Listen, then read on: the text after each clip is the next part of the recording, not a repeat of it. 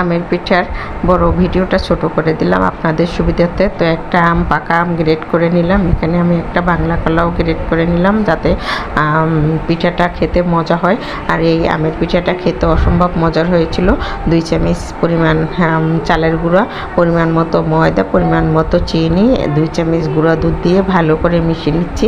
আপনারা চাই একটু লবণ দিয়ে দিলাম পিঠাটা স্বাদ হওয়ার জন্য, একটু একটু জল দিয়ে মিশিয়ে নিচ্ছি। আপনারা চাইলে এটা লিকুইড দুধ দিয়েও মিশিয়ে নিতে পারেন। আমি যেহেতু গুঁড়ো দুধ দিয়েছি তাই জল দিয়ে মিশিয়ে নিচ্ছি। ভালো করে ব্যাটারটা ফেটিয়ে আমি আধা ঘন্টার জন্য এটা রেস্টে রেখে দেব।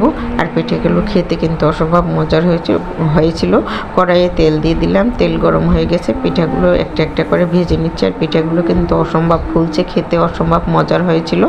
আর আপনারা চাইলে এখন আমের সিজন বানিয়ে নিতে পারেন। তো এভাবে করে আমি একটা একটা করে সবগুলো পিঠা ভেজে নেব। এই যে দেখতে পাচ্ছেন সব পিঠাগুলো কি সুন্দর ফুলে উঠছে। তো আমার সবগুলো পিঠা ভাজা হয়ে গেছে। তো পিঠাগুলো আমি নামিয়ে নিচ্ছি।